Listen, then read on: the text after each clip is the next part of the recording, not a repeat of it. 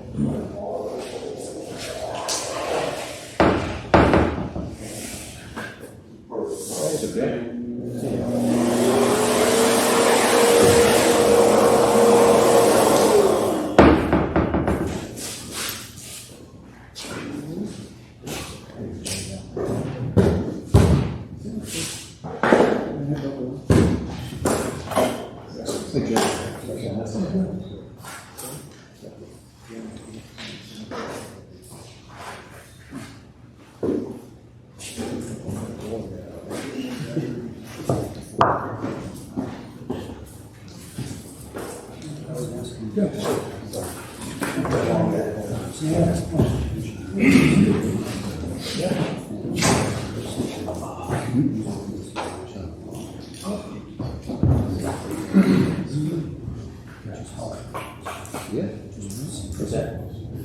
One more? Hebrews. Oh, yeah.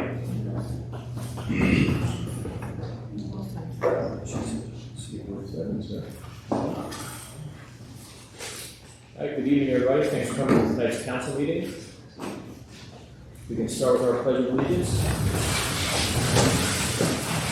Pledge allegiance to the flag of the United States of America and to the republic for which it stands, one nation, under God, indivisible, with liberty and justice for all.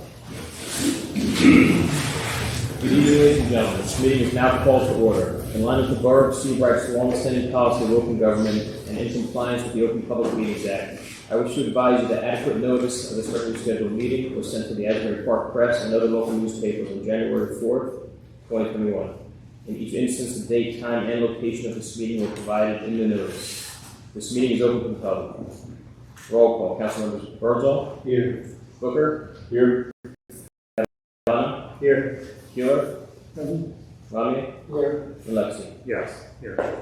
All right, first up will be remarks from the audience, and anyone who's free to make any comments, whether they're online or in person, but also if you have any comments particular to any of the ordinances, you might want to wait till then. But feel free to speak at a time, but if you want to have more relevant, you might want to wait until one agenda item pops up. That being said, if anyone wants to be heard, just please state your name and your address, and the floor is yours. I'm here for public comment. Yeah, Charlie Rooney, 196 Ocean Avenue, Seabright, New Jersey. How's everybody doing? You guys look really good there. It's a great shot. I like that angle. Got the beach behind you. Pretty cool. Let's go, Charlie. I'd just like to talk a little bit about our swim this weekend. We had the Andy Rooney Memorial Swim, the 2-mile swim and the 1-mile swim. It was a great success. We had over 150 swimmers.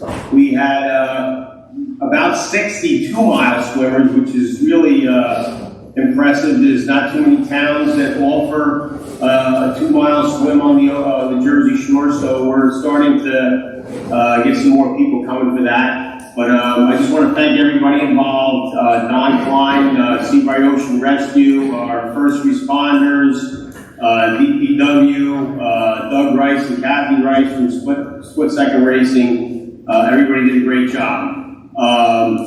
And I guess I'll speak a little bit about the school situation when we get to that time of the meeting. Other than that, thank you.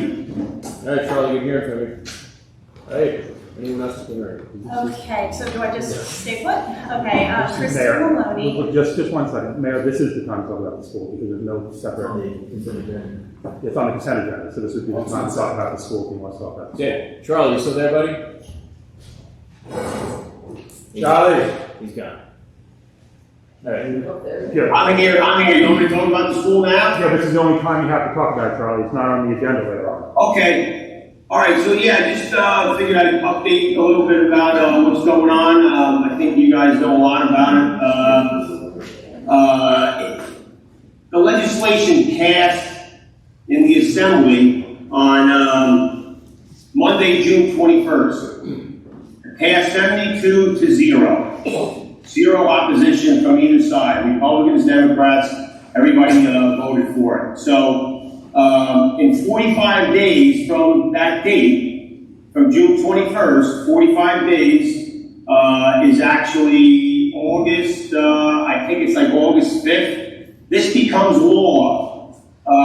Whether or not Governor Murphy signs this within the 45 days, it does become law, unless he was to veto it. But obviously, we don't see that happening. It passed 72-0 in the Assembly, and then back in March, on March 25th, it passed 37 to 0 in the Senate. So I just think that what we're doing tonight is a great thing. Passing the resolution to keep moving forward and working our way towards the Commissioner of Education, getting the petition to her.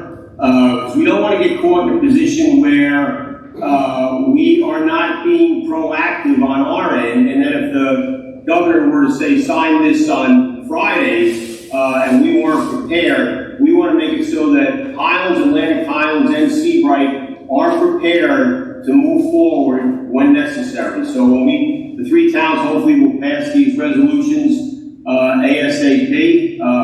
Atlantic Highlands has a council meeting Thursday night. Hopefully they'll be doing the same thing that we're doing tonight, and then we will work our way to the petition to the commissioner, and we will work our way to town hall meetings after the commissioner approves this, and then hopefully we get it on the ballot in November. We should still continue to try to get this on the ballot in November.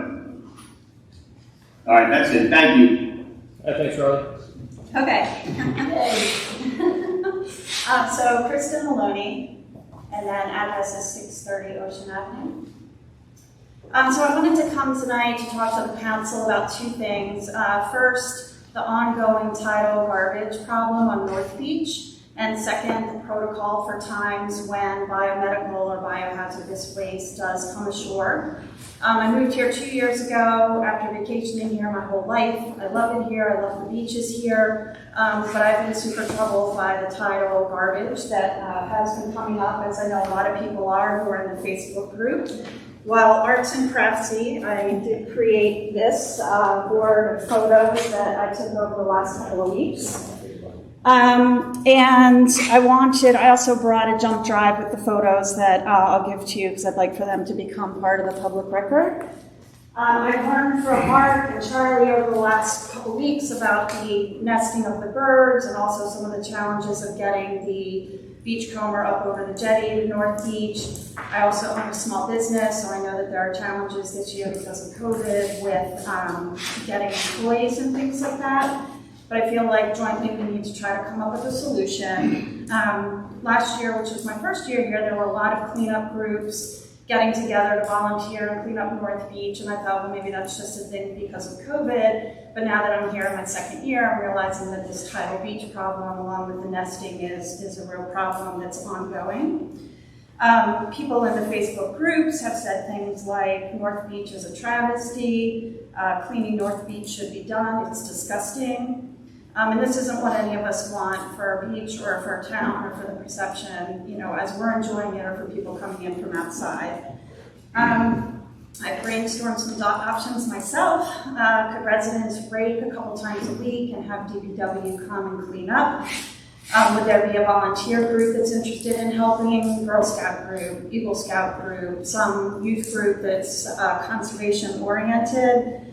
I know my kids were looking for volunteer hours through high school for confirmation and college applications. Like, is there some way that we could get a volunteer effort? Could we do something similar to the Clean Highway program where we get local businesses in town to sponsor a portion of the beach that they would clean up during this time, and then they would be recognized for those efforts? And a gentleman named Stephen Rafe, or Rafey, said, when I was a kid, the town paid us to clean the beach every morning. Should we pay people to clean the beach? And I'm happy to be part of a task force or some sort of a committee to help solve the problem. And separately, I wanted to understand if there's an ordinance or what the, sort of protocol is when biomedical waste does come ashore. I know that that's infrequent, but I feel that, there needs to be some approach. I know Don Klein said, quote, our beaches are open, we have not found anything, end quote. But in the photos that I have here, Susan, who had given me permission to use her photos, she took pictures of syringes 5 days ago. And today I went out on the beach in the 600 block, walked 25 yards, syringe and 2 caps from the beach. So I really feel strongly that there needs to be some sort of an ordinance or an urgent response team or an approach when hopefully infrequent biomedical waste does come ashore. Just would love to hear about the ordinance question as it relates to that, if there's anything in place, and then just to understand what next steps might be to address this. Joe, don't you have something in the North Beach and South Beach cleanup, the beach cleanup ordinance that states that if there is medical waste, the mayor can basically state that it's an emergency and that we can send vehicles up to clean? Not necessarily a medical waste, but if there's an emergency, we notify the Fish and Wildlife Commission. They send out monitors, and then they will or will not allow us to do the cleanups. So, which we just did. We notified the Fish and Wildlife Commission and the DEP. They said they would send monitors out, and we were allowed to use the beach rake along what's called the rack line, the high tide line, to try to get some of the debris that you spoke of. It's certainly not an easy process with them. From March 15th through September 15th is the bird nesting period, where we're not allowed in there with any mechanical devices or anything. If we want to go in there, we can go in there by hand. So there are some options with monitors being notified so they can come and watch what we're doing in there so that we're not infringing upon any bird population. It's not our ordinance. It's the ordinance that we had to create to be in compliance with the state DEP and the Fish and Wildlife Commission on not only the birds, but also on the beach aramath. Now is the beach aramath, the plant season is right now, where they're making the area smaller, but we certainly have to be cognizant of the plants that we're not allowed in there. Right. So there are ways to do it. It would be welcome to have help, and maybe sitting down with them and trying to forge a relationship, which we always do. We have a very good relationship with them. But they are very strict, and they know what their task is for the endangered species, and they're not always as lenient as we would like sometimes, especially they really weren't reluctant during this period with the syringes. Day one, we didn't see any, but then they did come up in different areas, and we heard from certain beach clubs that there were some up there. So Don was correct on day one, we didn't have any, but day 2, 3, or 4, we did witness some. So there are ways there that we can get involved with the public. If we'd like to put together a committee to meet with Chris, I don't want to give names, but to meet with the DEP, their representatives, and maybe say, hey, in a week we'd like to go there. Can you have your monitors there? We'd like to clean up, and there are ways to do that. Even the beach suits, so like you've got groups of people that come up and do the beach suits, they need to be monitored. They want to monitor, Fish and Wildlife want to monitor there to watch them and make sure that they're not infringing on any areas that are off limits. So. Yeah, so then it probably in would short need to be term- something more Maybe in the short term, formalized. keep you with a three-person beach committee, you can speak with on council. So maybe start, meet with them or meet with the head of that and take it from there. Maybe if you could give me or Chris your contact information, we could set up a meeting and get it started anyway, because it is coming to the end of the season, and, you know, we can move forward at least through the winter. But the problem is that the storms are in the spring, and by March 15th, when you're shut down, you know, March, April, you know, those are when the storms come in, and then we're out of business. And we do try to get the beach race out there right before March 15th. Yeah, the and first, part of the group had mentioned that. the but- 1st of March, but We try to get them on in the spring, in the fall, too. Say the Fish and Wildlife says that we can. Right. We usually go down with the beach rate and try and make it as long as possible. Yeah, no, I know that happened last year. It's just then you've obviously missed the whole season of fabulousness. And it seems like, you know, just that tidal area is far enough away from the nesting. I mean, there's tons of garbage that goes into the nesting areas, which is terrible to see as well. But,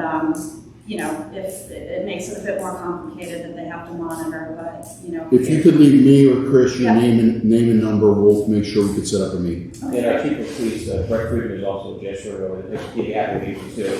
Okay, I would love to help. okay, great. Thank you. Right, thanks. Thanks for the time. Yes, sir. Yes, my name is Mark Fisher. My address is 91 3rd Avenue in Atlantic Highlands. I noticed on your agenda tonight are two resolution items regarding the school regionalization. And I have a couple of questions and comments. I'm very interested in it from the Atlantic Highlands end of this equation. I know it's very complicated. Unfortunately, the pandemic slowed down the process, but now that the legislation is signed, it seems like things are really going to start to move now. So, with Resolution 144, authorizing the extension of the shared services, what exactly does authorizing the extension of the feasibility study mean? Was there a time limit on Well, the current one is a bit dated, so Right. we're going to just create an updated one, and it's going to be in concert with Highlands and Lake Highlands. Right. So it just means that you're updating all the facts, figures, and economic. We're just refreshing the numbers. Right, okay. And will that cost be borne just by Seabright, or will it be spread across all three? Well, we're hopeful that the other two municipalities will join in with us. We genuinely believe it's reimbursable under the new legislation Yeah. for reimbursement. Right. We'd like not to share it. We'd like not to do it all ourselves in the first year or this year budget. I've spoken to both the Atlantic Highlands Administrator and the Highlands Administrator, and they're talking to their elected officials. Right. We hope they chip in, but council believes it's a necessary thing to get it through. So we're going to proceed. And you're aware that Atlantic Highlands Elementary is also conducting another study, financed through funding the RELIEF grant? We've heard that. We've heard they're doing their own stuff. Unfortunately, their meeting is the same time as yours, so I couldn't go to see when that study is going to be complete, because I'm sure everybody would love to see it. And then my last question on that resolution is, will you be having town halls, and when are they? We don't have a schedule yet, but we will. And I've been in contact, as our coordinator has been meeting with the other two of our PAs, and I've also been meeting with your mayor and also the Highlands mayor. So we're all in agreement that we're going to have, most likely we'll have a town hall in each town, and then we'll all participate in each one. So we haven't set any dates yet, though. And if I could just add one thing, we're not overly optimistic that it can happen this November, but council has directed me and our staff to prepare that if it is ready, we can move forward. We're not, government works very slowly, as we all know, and so, but this council and mayor and council are passing these resolutions in hope that we can move forward sooner than later, and that's why we're doing it. And that was going to be my next questions. With that petition, of course, and this the update of the 2019 study, as well as the other study that's going to come out from the Atlantic Highlands Board of Education, would you still plan on moving forward with the referendum vote in November, whether you had those studies or not? Well, I think it'd be up to all three towns. I don't think we can make that decision unilaterally. So I don't think, my gut feeling is just based on my conversations, if we don't have the studies, I don't think we have buy-in from Atlantic Highlands, for instance. Okay. So I think they want to wait to see that they want to review it themselves, which is prudent, and so that's why, as Joe had said, we'd like to get it in this year for the general election, but it isn't that likely to happen. So my guess is really 2022 general election. You're getting a referendum on the ballot for November. If just maybe one or two of the towns doing so, it would be pointless. Without all three of them doing it at the same time, there's really nothing to gain there. I asked RPA what the deadline would be to get that, whatever paperwork it is, to the state or county to get that question on the ballot. And I think he gave the deadline of August 14th. Yeah, So we're really on a tight schedule. Yeah. Yeah. I think we have 2 meetings between now and then. That's the big holdup, is the question on the ballot.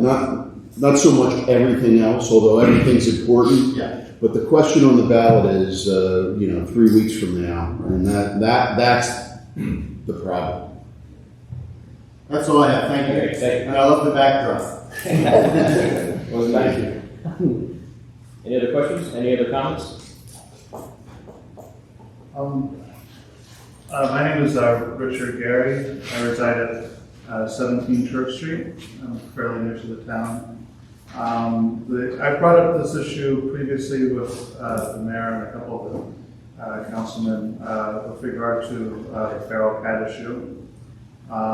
It's something that particularly impacts the west end of Church Street. I know that there's an existing ordinance in place. And that ordinance basically states that if the colony creates a nuisance to adjacent properties, and basically if the cats are defecating or creating property damage, the assigned caregiver basically needs to address that issue, or the colony shall be removed. This is an issue that my wife and I had take issue with. The boatyard takes issue with. Chris and his wife next door to me take issue with. Robin Thornton of 30 Church Street. Ralph and Susan Montesano of 28 Church Street. Chris Doxey of 9 Church Street. The entire end of the block is upset about the current conditions. It's unacceptable. As far as the amount of property damage done by both the feral cats and the quote-unquote domesticated outdoor cats that are coming onto our properties. And it's something that really needs to be resolved. And we request that the town take this issue more seriously.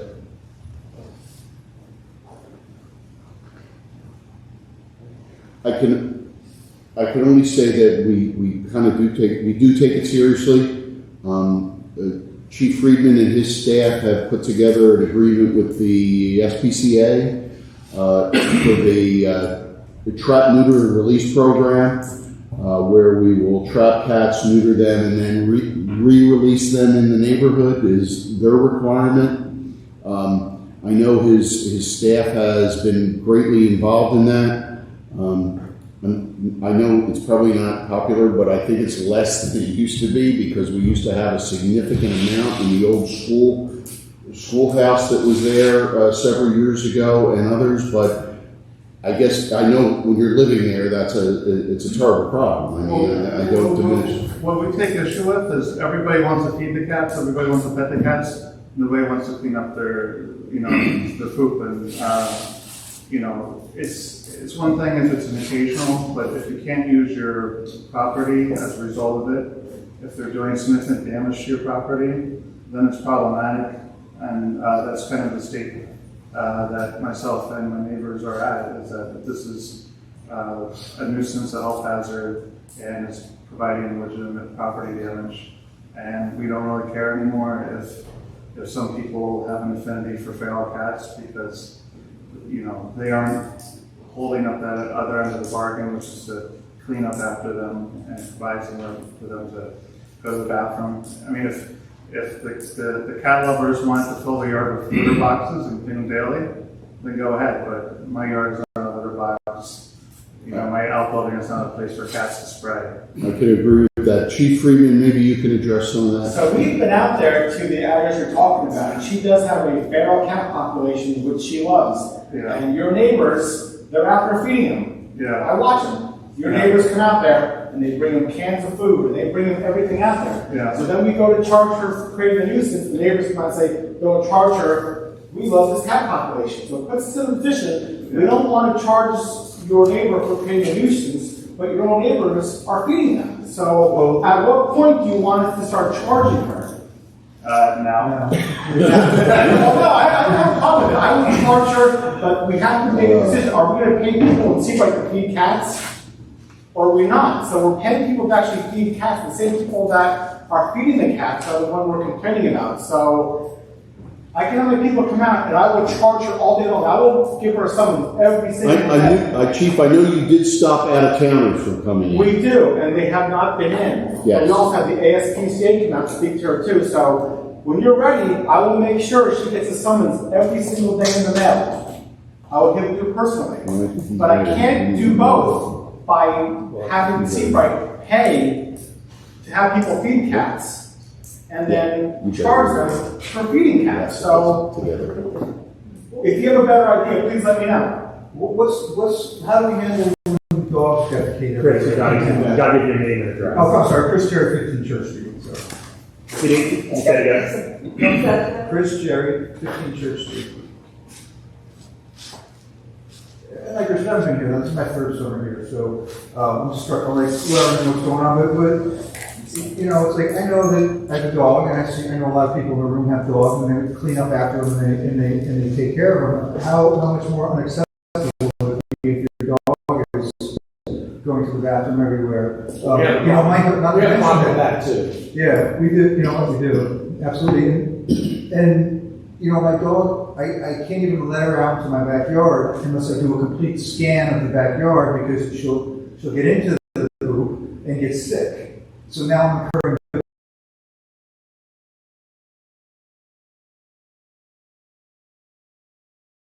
big problem. If you don't live near there, they're cute cats, I guess, but The biggest issue that we had is all the places where they were hiding are being torn down. yeah. So the school got torn down. That was pretty much a nest.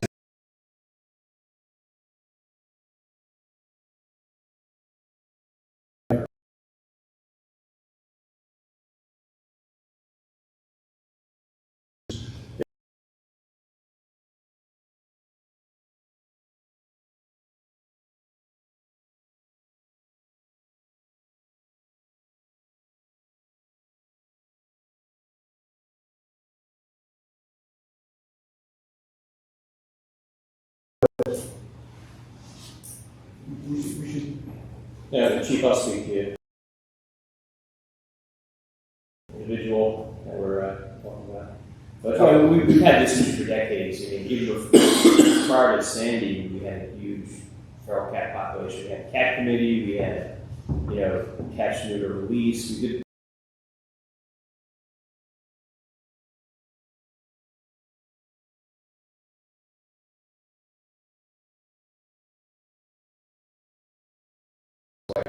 cat population. But they obviously it's pretty robust again. I mean, I don't live in a few streets down South Use, but I don't feel it. I don't know why they don't venture down to Beach Street, but we don't have a big issue there. Your areas of a hub there for the cat.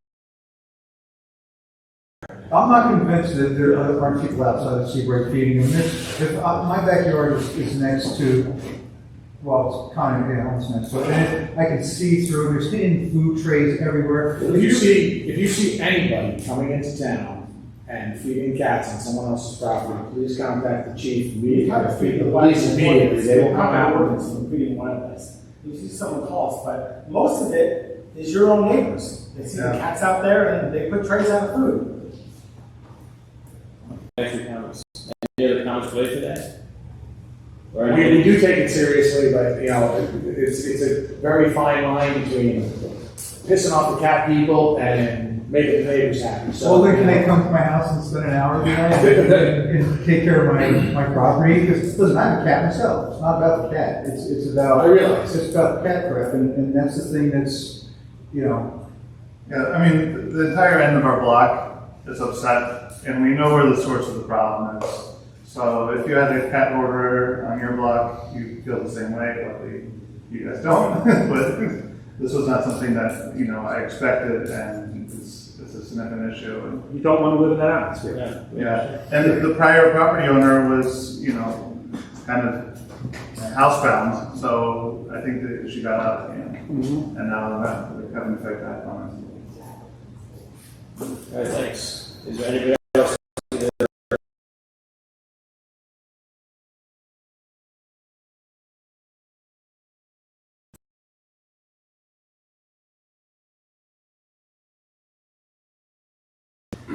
I'll make a motion to Roll call.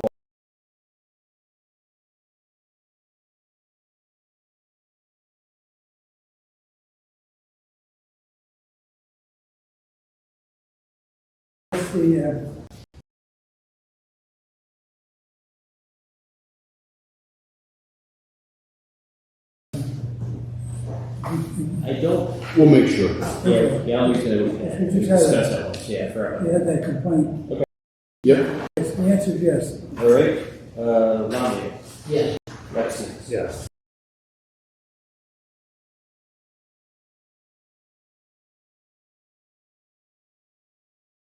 And Councilman Booker second.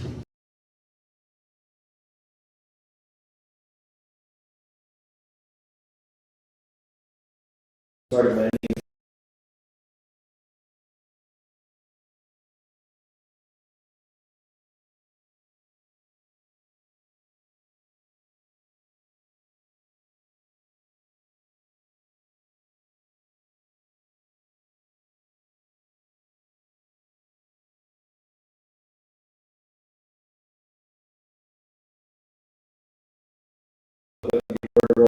Ordinance.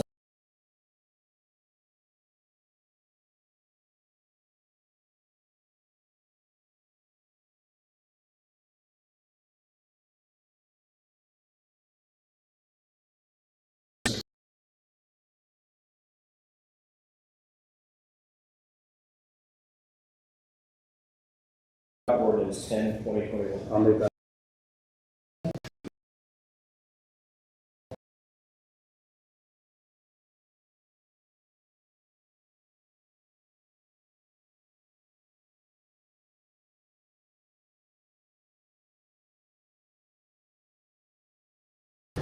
An ordinance of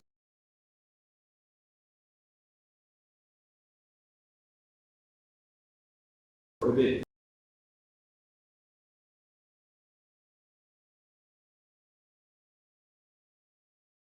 make a motion.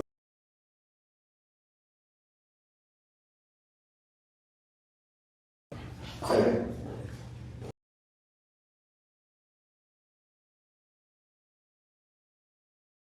Voting.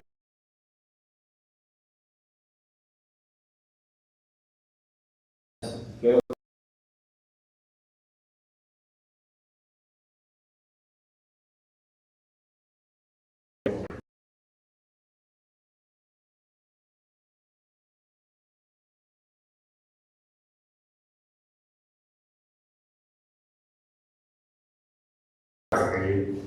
All right. It's a little hard to hear what you guys are saying, but Could you stand and give us your name and I'm address?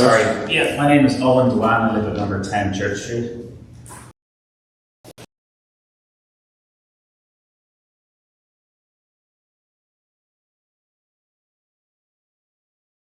All right.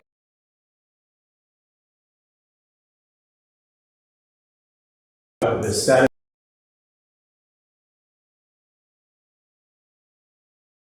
or not, we would permit permit somebody to open.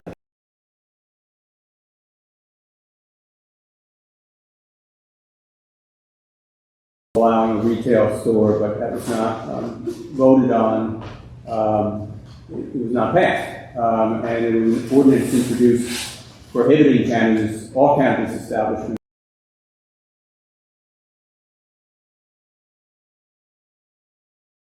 With all ordinances, has to go through 2 readings.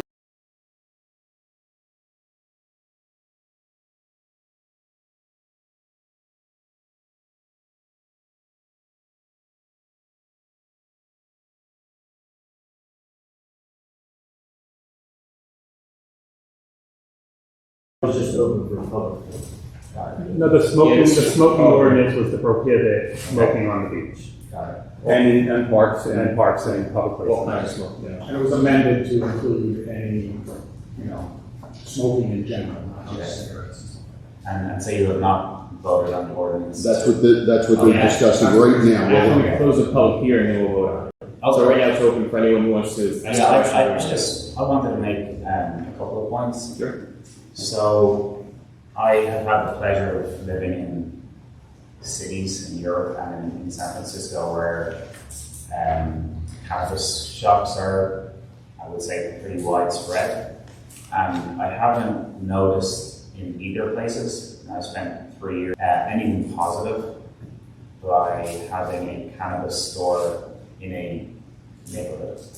So I was curious if anyone, either in the public or in the council, could articulate why.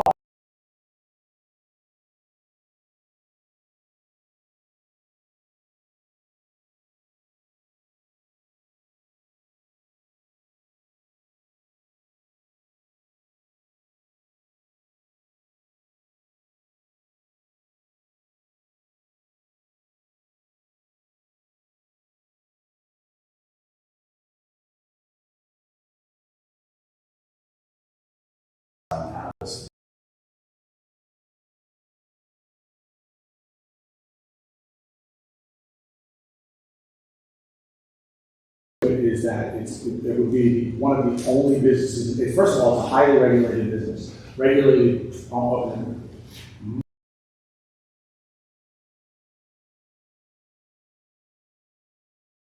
according to the state law that passed. The bonus of it for a town is, of course, the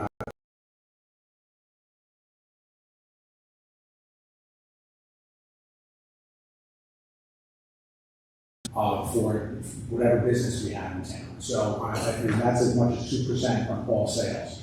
And it would be the only business that we have to actually make money on in town. So that would be one of the benefits that I would point out to you.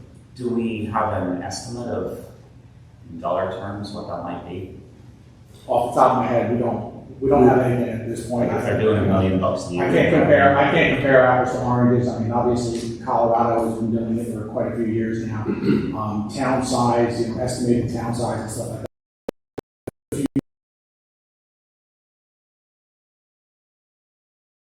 Towns in Colorado that are doing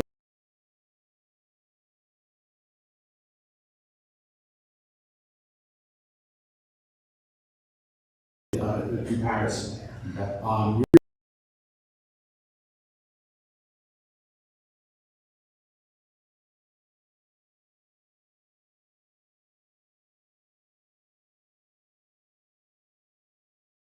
Back to the 1.2 million.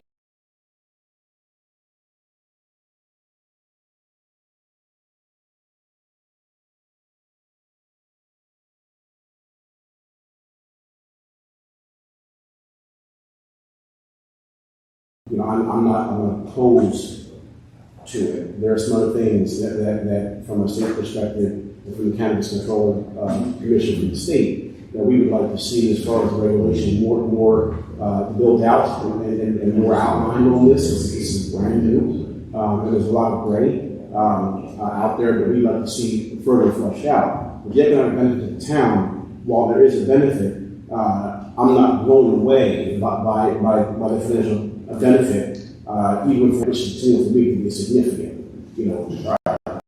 amount of revenue for the business. One of the citizens come here and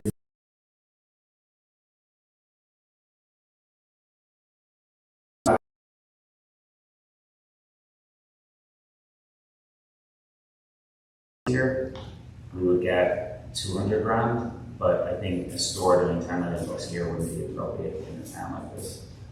So The other thing you gotta keep in mind is there are gonna only be so many licenses, so even if we did approve a retail store in town, there's no guarantee that we're gonna get one. We also can't stop deliveries from other towns either, so even if the Highlands or Long Branch had a shop, they would be able to get a delivery service. Yeah, So you're not gonna keep it in out.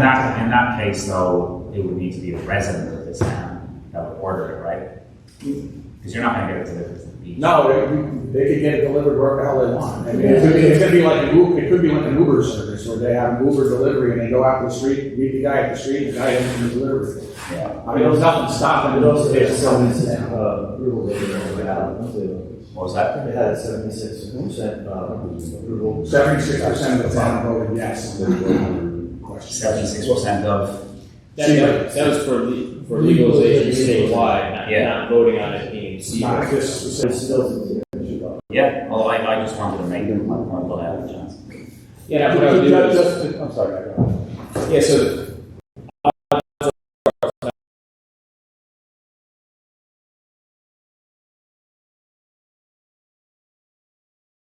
we understand it's kind of state law on this are going to shake out. So just keep an eye on your future agendas. Yes. There's a good chance we'll pop back up down the road. Thanks. Yeah, there's nothing stopping us from voting, voting some allowance of this ordinance to come into play in the future. So Yeah. I think most of the council is basically standing off right now because they're not sure what the laws and regulations are going to be from the state yet. And they want to see more of that before they do. Makes sense. Okay, thanks. Any other comments? Jerry, 15 Church Street. Yeah. So just to, follow up on what I was saying, I'm trying to I'm finding parallels between this and the cat problem, right? I love cats, but I don't really know what they leave behind, or I'm not really,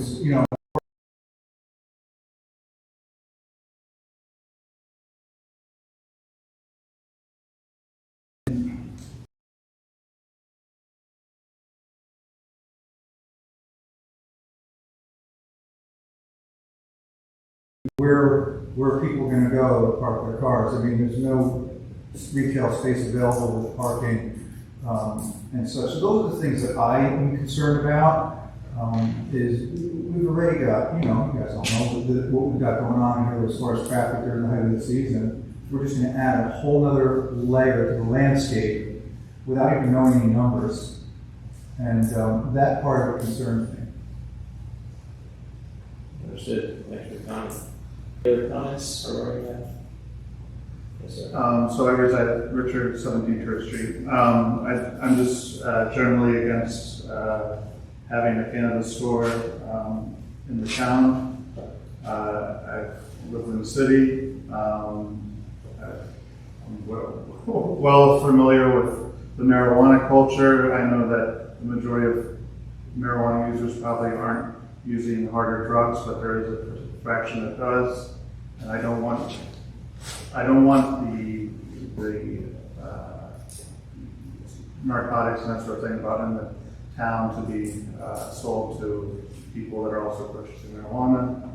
And I think that is a legitimate issue. And the other aspect of it is that I think an issue is as important as this. Really, it should be, everybody in town should have got a mailer about it, letting them know that this issue is being brought up. I mean, essentially, we're ending marijuana prohibition within the town of Seabright. I don't care about the state of New Jersey, what the state of New Jersey feels about the town of Seabright. We're ending prohibition of marijuana retail sales. When's the last time there was a marijuana store in town? Well, right now we're prohibiting it. I mean, yeah, that's what I'm saying, but that's a topic of discussion. So when in anybody's lifetime has there been a cannabis retail store in Seabright? Never. Right. So we're talking about a very major paradigm shift. And I don't think that just putting it into a standard, like a meeting agenda, it like really pays homage to like how significant this is. I'm sure there's a lot of people in town that have no clue that this is even being voted upon, and we only were made aware of it by our neighbor. Yeah, This was going on. Well, we did put a nixel out, did we not, Chief, about the ordinance being talked about at our last meeting, and we put it on the front board, the message I never board. put a nixel out. Okay, I'm mistaken. It was advertised on our electronics. On our electronic board. Sir, 2 days.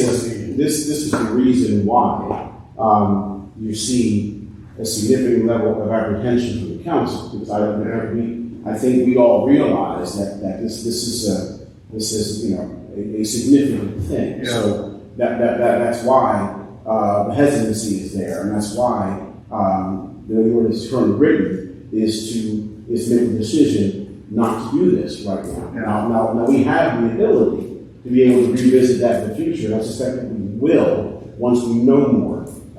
And so it's not it's a permanent no, it's more of a wait. Yeah. So that's kind of, I think, where a lot of folks are.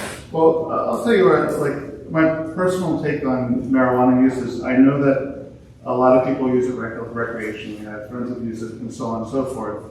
But I do also have friends that started using marijuana and then ultimately worked their way up to heroin and ultimately died. You know, so I don't think it's this concept of marijuana and its association with higher level drugs can be completely discounted, and I don't like the idea of encouraging the culture within the town. I didn't move to Seabright because, you know, I thought it was going to be like Amsterdam. You know, if I wanted to live in Amsterdam, I would have purchased there, you know, or I would have moved to California if I wanted that kind of environment. So to change it to this degree, I find to be problematic. And like I said, I don't have an issue with people using recreationally, but I've seen the direction it goes.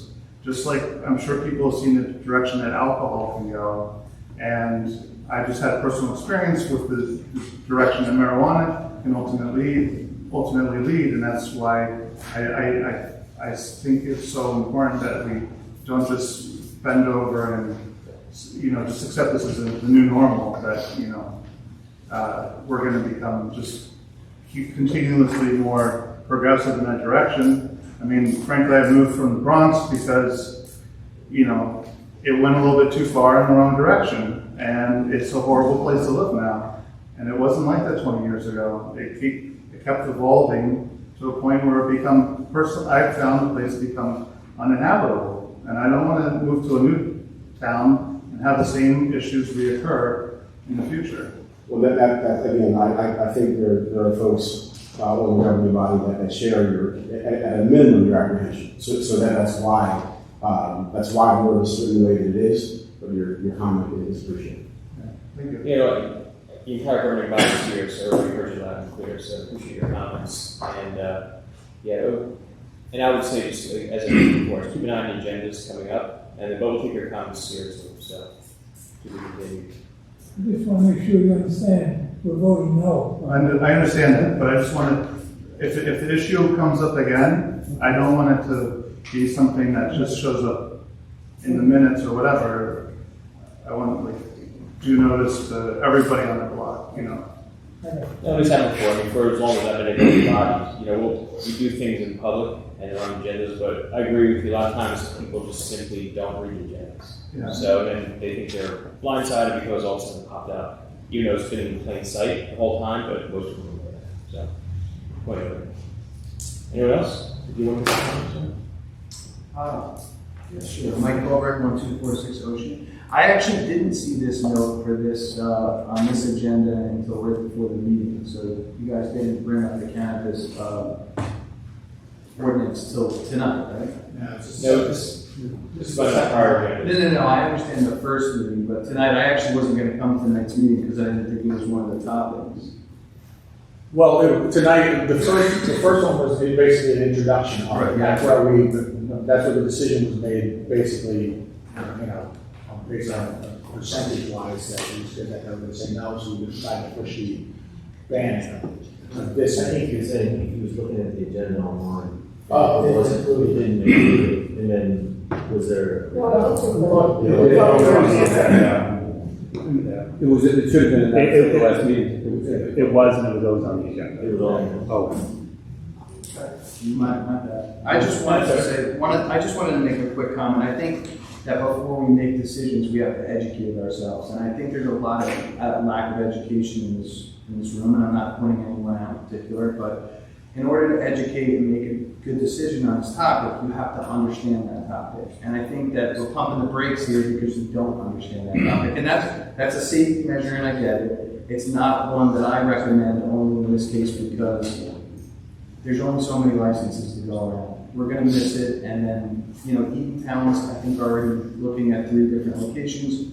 They are just going to deliver here, and we are going to lose all the revenue. And I know revenue isn't everything, but if people are going to buy it anyway, why wouldn't we want to get that tax revenue? That's just one of my comments. Highlands just approved it, there's one in Neptune. So people are just going to take their business, and they're going to open it up in the Highlands or Eaton Town and spend their money there and give their tax dollars to those towns. If it's consolation, Eaton Town last night the planning board did, to find it inconsistent with the master plan. So it's going to go back to the council. I think they're having a special meeting on Wednesday to discuss what they're going to be doing. So I don't know that it's going to be adopted in Eaton Town. Well, there's already 2 open stores in Eaton. There's medicinal marijuana. So there's one in Eaton Town. There's a municipal. No, not municipal. Medicinal. There's a medicinal. But there's a medicinal one, and I think that's the only thing. There's one in Tiffany Falls, and there's one in Neptune, too. That may be true, but I just know what happened in Eaton Town because I was there last night, and I know what happened in Eaton Town. So. I mean, the last thing I have to say is it's a legal drug. It's not a gateway drug. Like, people were not drinking alcohol in Prohibition. The governor, it's 100% legal in New Jersey. I know it's on a town basis. I'm not saying it's not. I'm just saying it's not like we're going to be selling heroin in 2 years if we start, doing illegal marijuana business in town. That's all. Thanks. Anyone else want to comment? Yeah, just one quick comment on what that gentleman said. I actually don't kind of agree with the gateway concept. I'm more concerned about if it's $1 million of revenue, we get 20 grand. Like, that just seems, versus the revenue the town brings in from taxes and parking and beach passes and property taxes on commercial and residential properties, it seems just very insignificant. That's my point. And it seems like if we're living in a world of risk reward, there's risk to it. Day trippers from New York, kids from the area, parking, whatever. There's also other things the town needs far more than I would argue this. And so if you think about risk reward, you've got a bunch of risk, and the reward is, 20 grand, 10 grand, 30 grand. It seems like not a great use of that risk. Yeah. That's my point. I just have to make another point on that. You really have to educate yourself on what the revenue is before we just throw some big numbers in. That's true. Well, I mentioned before that I would like to see, financials, based on case studies, et cetera, what revenue actually is.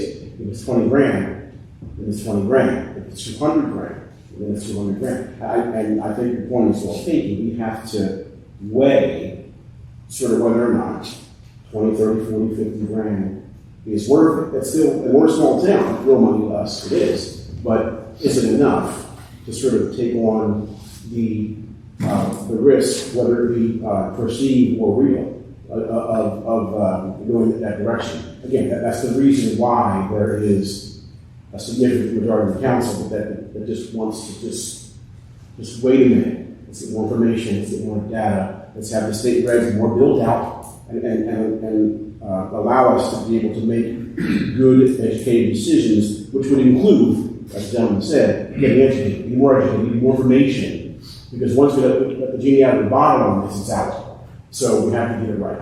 So. Yeah, Jeff, any other comments on this before we close out the public? I was just going to say, part of the education too, like I said before, has to be traffic studies and how many people this store's in Eatontown or wherever, you know, what does those stores look like? Are there parking lots? Are they over here? Are they, you know, I don't have any problem with anybody who uses cannabis at all, but I'm concerned with that mostly. You know, that's part of the education, is if you don't use cannabis and then, you know, the store is creating a roadblock for you in some way, be it traffic or you don't want to walk, whatever. I think those are part of the education.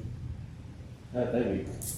Anyone else want to hear on this? Yes, sir. Hi, good evening. My name is Stephen Maynard. I'm one of your Thompson neighbors.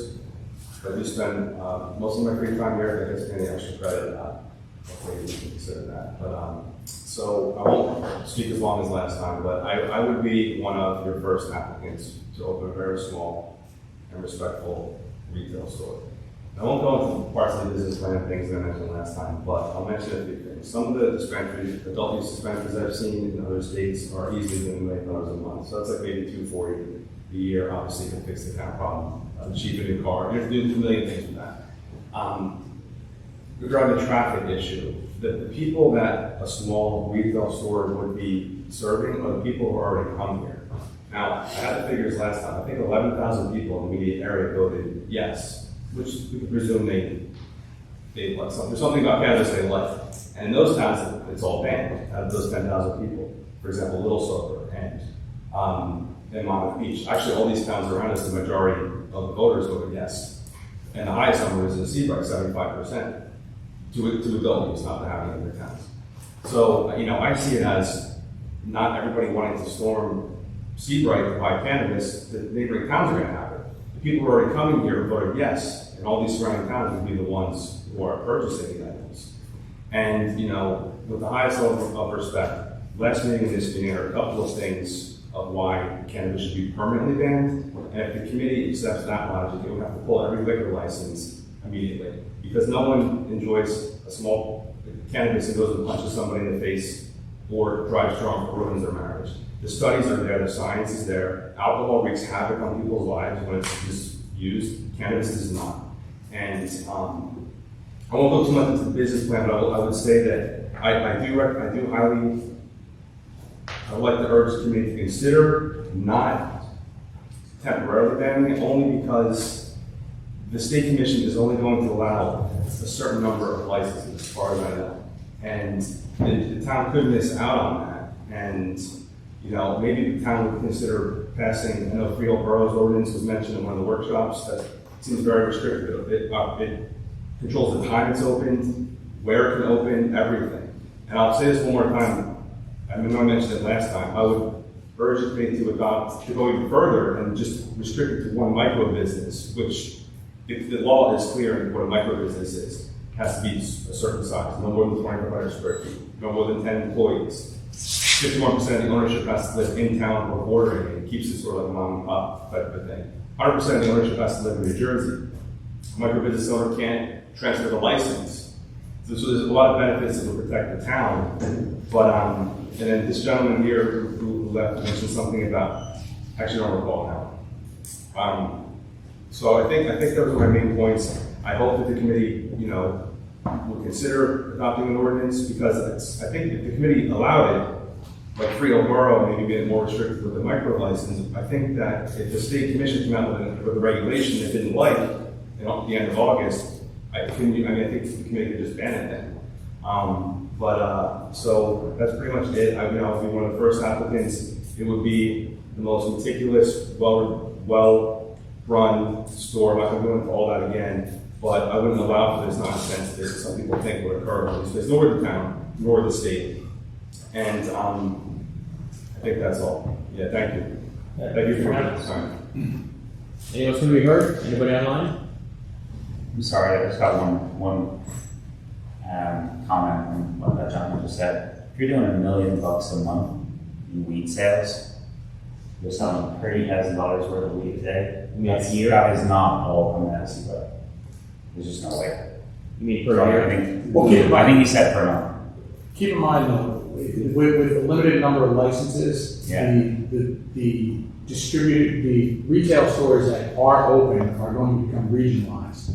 It's not necessarily going to be town by town by town. It's going to be this region, that region, the other region. I've heard as little as 20 retail stores are going to be allowed, and I don't know if that number is correct, which I was surprised by that myself. But I've heard as little as 20 retail stores licenses are going to be allowed in the state. If that's the case, think about that spread out to New Jersey. Yeah. So to me, that is one of the big issues. Is if it's small enough that it doesn't inconvenience the town, I don't think the risk reward is there for the money you could bring into the town. If it's as big as this gentleman said, it might be you're selling $1 million a month was the example I used.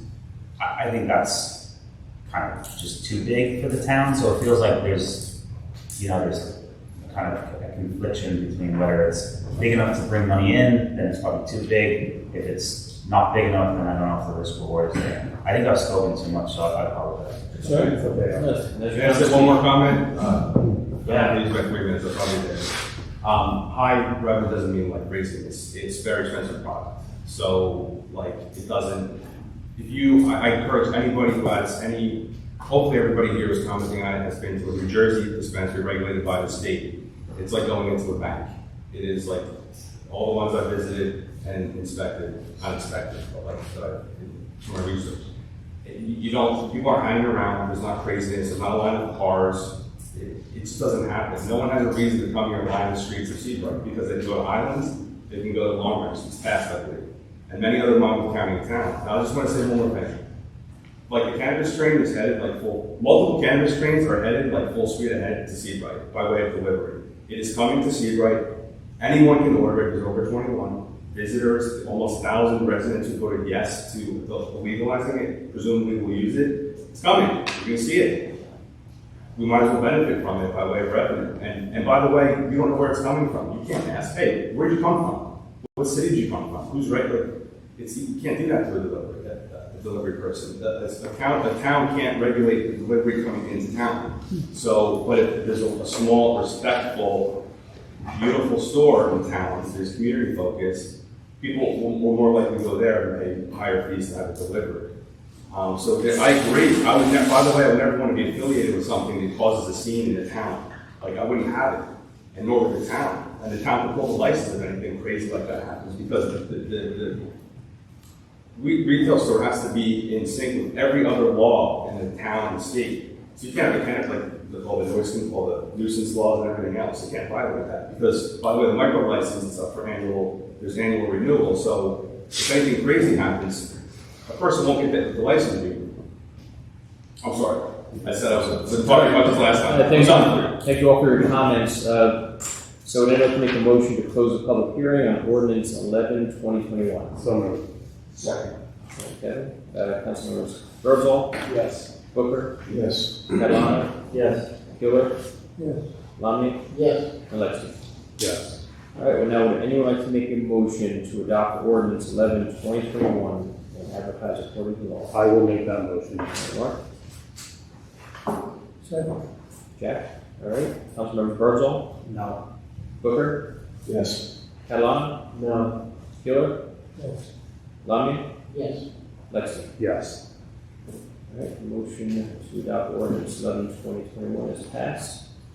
On to the next ordinance, bond number 12/2021, bond ordinance providing an appropriation of $160,000 for acquisition of equipment for the fire department and for and by the Borough of Seabright and County of Monmouth, New Jersey, and authorizing the issuance of $150,000 in bonds or notes of the borough for financing part of the appropriation. Would anyone like to make a motion to introduce ordinance 12/2021? So moved.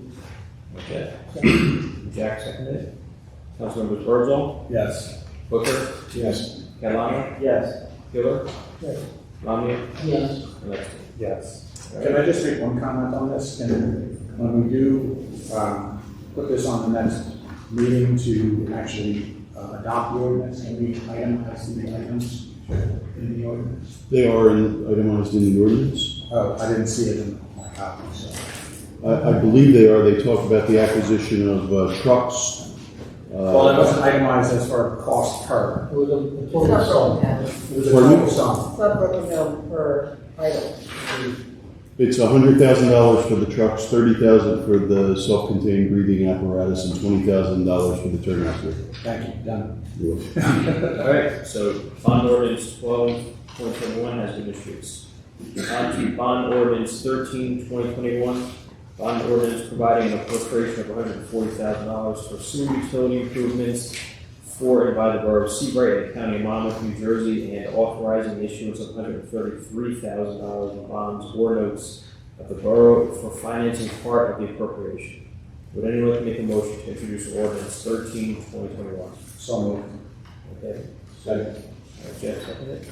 Councilmembers Bertol, Yes. Booker, Yes. Catalano, Yes. Giller, Yes. Lamia, Yes. Lexi. Yes. All right, ordinance 13/2021 has been introduced. On to bond ordinance 14/2021, bond ordinance providing an appropriation of $125,000 for construction of accessible viewing platforms along the bulkhead at Center Street and Beach Street for and by the borough of Seabright in the county of Monmouth, New Jersey, and authorizing the issuance of $118,750 in bonds or notes of the borough for financing part of the appropriation. Would anyone like to make a motion to introduce ordinance number 14/2021? So moved. Kevin? Second? Second. All right, Jeff seconded. Councilmembers Birdsall, Yes. Booker, Yes. Catalano, Yes. Giller, Yes. Lamia, Yes. and Lexi. Yes. All right, bond ordinance 14/2021 has been introduced.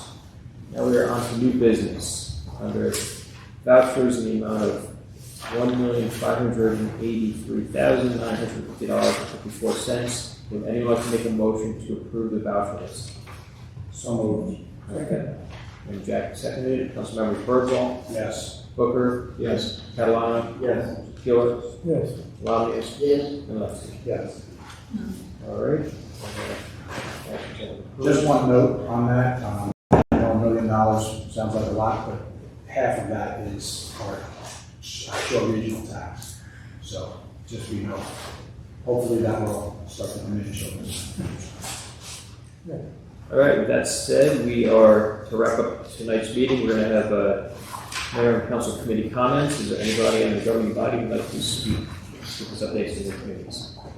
I just want to thank the DPW for doing an outstanding job keeping the town clean.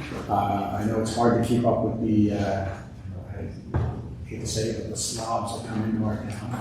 I walk my dog regularly 3 times a day, and at night, it's just ridiculous what they do. I mean, I want to get a camera so you can get license plates, go in their backyard and empty my trash in their backyard. You know, it's ridiculous. So I thank them for all the hard work they do in cleaning up and taking care of, those that refuse to clean up after themselves. So, and on that note, remember, if you bring it in, take it out. Thanks, Kevin. Anybody else? I got a beach update. Operations running smooth at the beach islands and the beach clubs on all contracts. Don said everything's running great. He has a financial coming on August 1st. Junior lifeguard session is underway this week. 120 junior lifeguards are in the season. That's a lot. Our final session begins on Monday, and everything went successful, as Rooney said in the introduction. And it was nice, good weather here. That's great, thanks, man. Mayor, little on PR, just an overview, right? I talked to Joe about, if we could get some weeding done in the area specifically to bump out, so we're a little sloppy. We had a meeting a couple of weeks ago about a tracking register, so we will be looking at our punch list all the time. And Joe is working on that, and I think that would be helpful. There's things that slip by, right? We get new agendas. I think that would be helpful. I did, for Kevin, I did submit for bicycle pedestrian safety. I put some comments in there online. Maybe we'll get some more guidance from outside the community of how we can improve pedestrian and bicycle safety here. And I'm open to ideas for the kiosks. There's one on the beach, there's one near the old Borough Hall. I'm going to post some pictures of the small one, but the big map of the one on the beach has years old. Right? Some of those businesses aren't here. Just love to get some ideas of what we could put in there. The good news for the businesses that are still here is reference material. Well, the thing is, I want to thank Joe. We did put up a railing in front of the old Borough Hall that had come down, and submitted a list of things I'd like to do to repurpose that building and put it back into service for the community in a formal way. Maybe do some youth programs, but I'm open to ideas. So I'll read with the committees and see what it is we get. And any residents who got ideas, send them in. So just one note on one of the things that John mentioned. The New Jersey Bike and Walk Coalition is holding they're trying to pull together information for what they call long-range transportation plan 2050. And they're looking for input from towns and communities regarding pedestrian and bicycle traffic, how they can improve it. And they're looking for a long-term plan and feedback from various towns. I know one of our issues in this town is that we do not have a designated bike lane, which can get very, very precarious if we ride bikes anywhere north of the Rumson Bridge. So feel free to reach out. I can send you a link to that if you want the link to the comments. I can send that to you, or you can look for it online. I'm sure it's online somewhere. But it's definitely something that I think we should, as a community, get behind and try and get on our side, because it's a much larger project than just the community. So we'll make it a little bit more traction from the state if we do that. The biggest issue is that we have state road running through town, so we really can't control putting a bike lane on there. Even if we wanted to, we have to get the state's approval to do so. But I thank you for your comments, and thank you, John, for doing that. I appreciate it. Thanks. Rick, just on what you're saying, I think we should get that letter out to our residents at a minimum, going over the safety list that unfortunately so many people ignore. It's effectively, it's really frightening at night. See young people zipping along on the highway with no lights, no reflective gear, and just state highway, 18,000 cars a day. And Jack, it's not really our residents, it's every other resident from out of town coming into Seabright. Our residents seem like they have it. It's everybody coming into Seabright on their bicycles now don't want to follow rules. And we definitely want to promote that, because obviously the more bicycle traffic in town, the less car traffic in town, which, anybody that lives here in summertime knows it gets a little ridiculous and it's getting worse every day.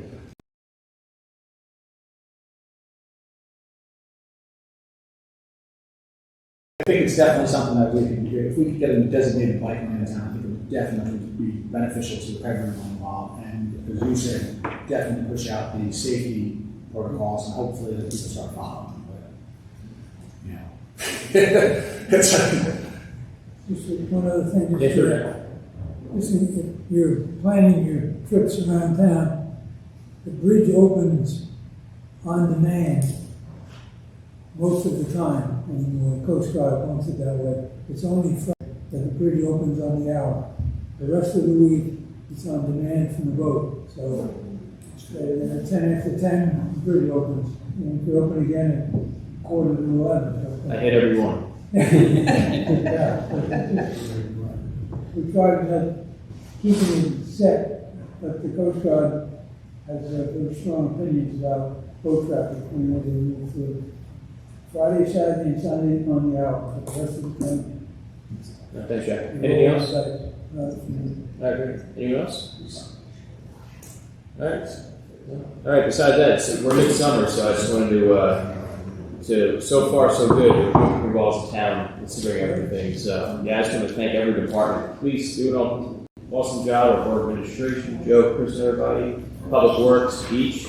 I'm at the beach almost every day, just visiting, checking in. Public Works. Every department's doing a great job. So I just want to say thanks. Because we don't take anything for granted, especially midsummer and Seabrook at the end of a pandemic. So far so good. And and keep an eye on. We're going to have a lot of news with the any actions we take regarding the schools. So just keep an eye on that. We'll be very public with everything. As we mentioned, we'll have our town halls and referendums when the time comes, but we're on it, and we'll keep progressing with that. Aside from that, we don't have an executive session, so would anyone like to make a motion to adjourn the meeting? Second. All right. All in favor? Aye. Good night, everyone. Thanks for coming out. Thanks for your comments, too.